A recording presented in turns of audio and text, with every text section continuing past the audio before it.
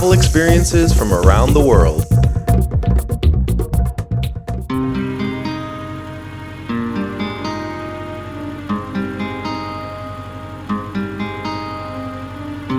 Naxos, the largest island of the Cyclades complex, is characterized by its beautiful, large, sandy beaches, its traditional villages, and the delicious cuisine.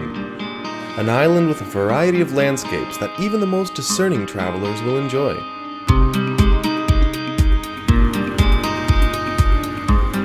Naxos is home to 33 villages, and its coastline forms 19 magical beaches.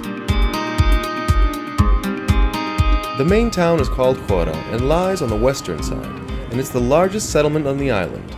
The edge of the town is dominated by the Portara, which is a huge marble gate of a temple which was built in the 6th century BC, probably in honor of the god Apollo.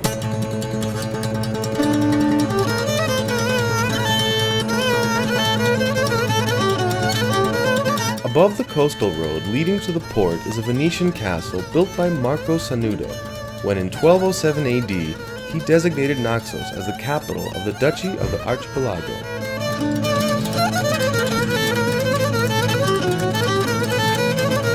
Definitely worth a walk through the picturesque narrow streets where you will see a mixture of Venetian and Cycladic architecture, and you'll find many tourist shops and restaurants.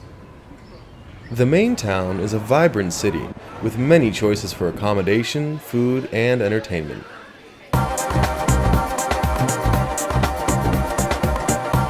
The closest beach to Chora is St. George, and is about a 10-minute walk from the harbor. There are many hotels here, and the beach is ideal for children as the water is shallow. Also, you'll find taverns, cafes, and a beach bar.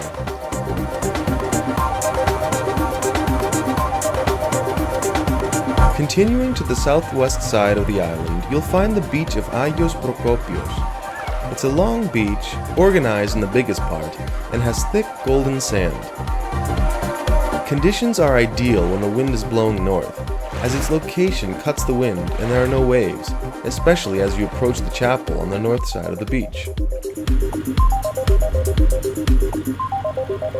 The next beach is Agia Ana, a great beach with a variety of options as you walk along it. Here you will find places with beach bars and taverns right on the sea, even secluded areas for nude swimming. Agia Ana eventually turns into Plaka Beach, one of the largest and most popular on Naxos. With golden sand all along its length, it offers many accommodation and dining options.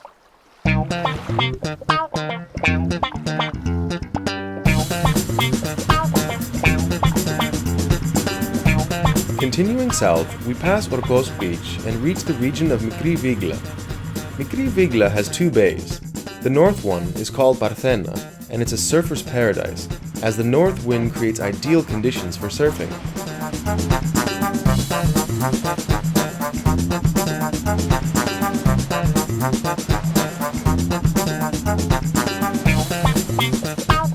The south is a windless shelter where you can enjoy swimming in this beautiful area. If you want some peace and relaxation, you can continue even further south to visit the beaches of Kastraki, Glyfada, and Pyrgaki.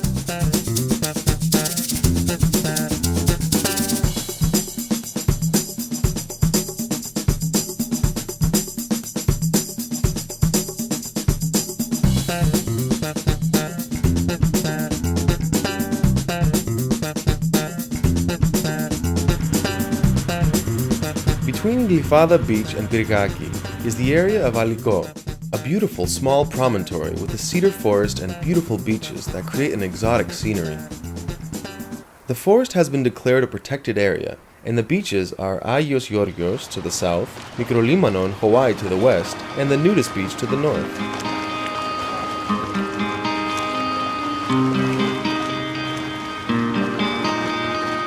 After Pyrgaki, you'll find the beach of Ro, which consists of two small bays, and the last beach on the west side of Naxos is Agiasos.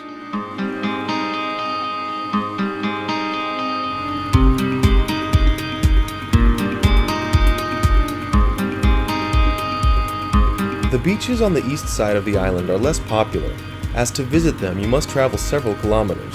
To arrive at this point of the island, you must ascend to Apiranthos village, and then descend the other side of the mountain to the seaside village of Mutsuna.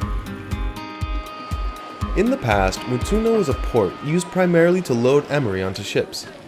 Emery is a material which was mined in large quantities on the island.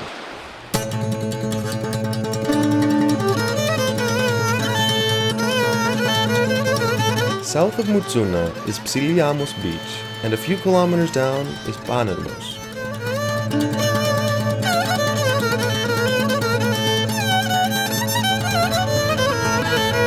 Naxos has large mountains, which are home to many beautiful villages. The most famous and touristic is Apiranthos.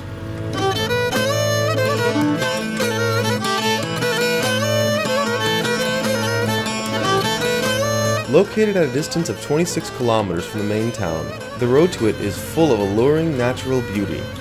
Apiranthos was built around 2 towers, probably of 17th century origin. The use of marble prevails strongly throughout the village. It's definitely worth taking a stroll down the narrow streets and to enjoy a cup of coffee or a meal at a traditional tavern.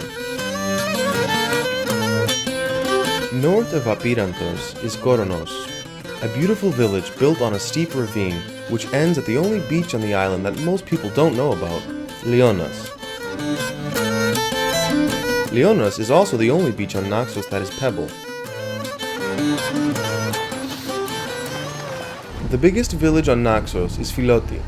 It's located in the center of the island and characterized by its huge trees, whose shade offers a really great place to enjoy a cup of coffee or some raki.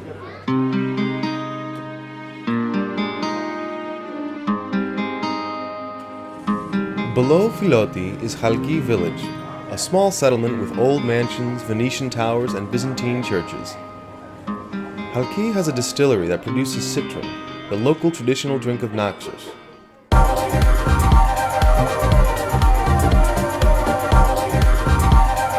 North of Naxos, about 35 kilometers from Kora, following the western route, is the small coastal fishing village Apollonas.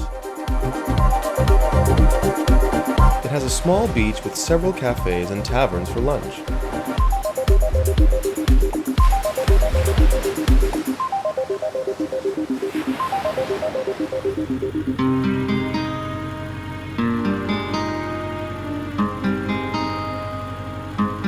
Apart from the exotic beaches and good food, Naxos has a lot of activities to offer as a tourist destination.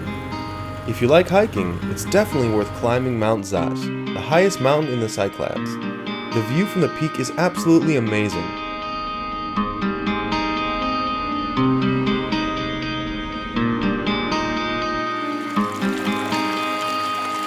Another beautiful hiking route is a small river that starts from Kinidaros village and ends in Egares.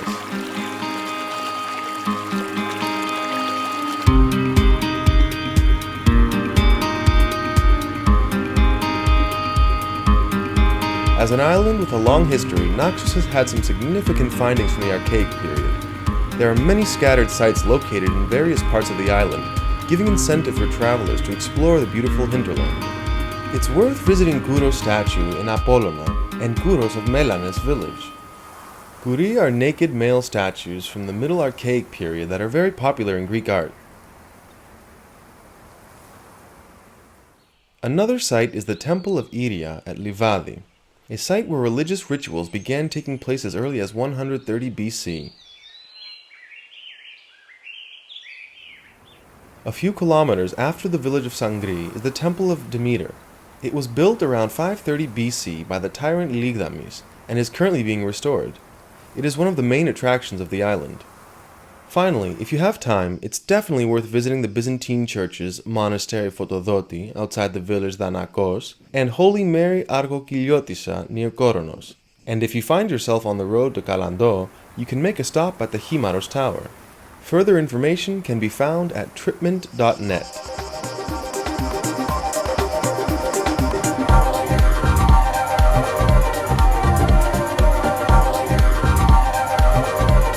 As I am from Naxos, it's impossible for me to be objective, but the island is certainly a destination full of experiences that can suit any traveler's desires.